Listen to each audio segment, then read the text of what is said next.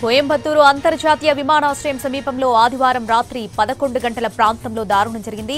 ఓ private కళాశాలలో post graduation చదువుతున్న విద్యార్థినిపై అత్యాచారం చేసిన నిందితులను పోలీసులు అరెస్ట్ చేశారు. ముగ్గురు నిందితులు వెల్లకినారులోని ఓ ఆలయం సమీపంలో దాక్కున్నట్టు పోలీసులు గుర్తించారు. వారిని పట్టుకునేందుకు వెళ్లిన పోలీసులపై దాడికి పాల్పడినట్లు తెలుస్తోంది. నిందితులపై కాల్పులు జరిపి శివగంగాకు చెందిన తవసి, కరుప్పస్వామి, కాళేశ్వరులను అదుపులోకి తీసుకున్నారు. నిందితులను ఆసుపత్రిలో చేర్పించి చికిత్స అందిస్తున్నారు.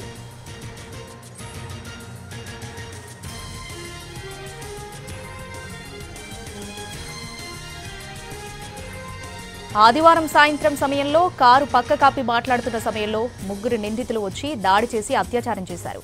యువతిని లాక్కెళ్లి అత్యాచారం చేశారు. నిందితుల కోసం 7 ప్రత్యేక బృందాలను ఏర్పాటు చేశారు అధికారులు. అయితే నిందితులపై హత్య, దోపిడీ, దాడితో పాటు 5 కేసులున్నట్టు గుర్తించారు.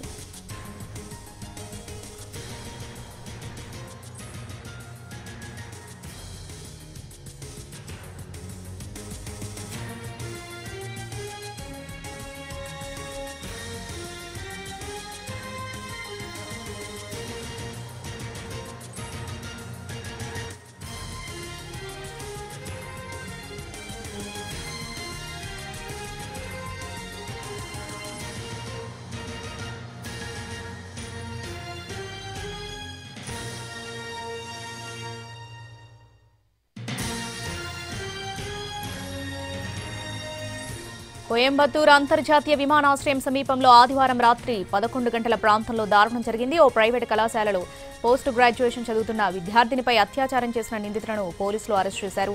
ముగ్గురు నిందితులు వెల్లకినారులోని ఓ ఆలయం సమీపంలో దాక్కున్నట్టు పోలీసులు గుర్తించారు. వారిని పట్టుకునేందుకు వెళ్లిన పోలీసులపై దాడికి పాల్పడినట్టు తెలుస్తోంది. నిందితులపై కాల్పులు జరిపి శివగంగాకు చెందిన తవసి, కరుప్పస్వామి, కాళేశ్వరన్లను అదుపులోకి తీసుకున్నారు.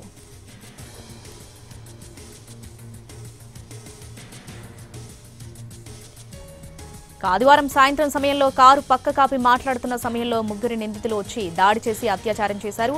యువతిని లాక్కెళ్లి అత్యాచారం చేశారు. నిందితుల కోసం 7 ప్రత్యేక బృందాలను ఏర్పాటు చేశారు అధికారులు. అయితే నిందితులపై హత్య, దోపిడీ, దాడితో పాటు 5 కేసులున్నట్టు గుర్తించారు.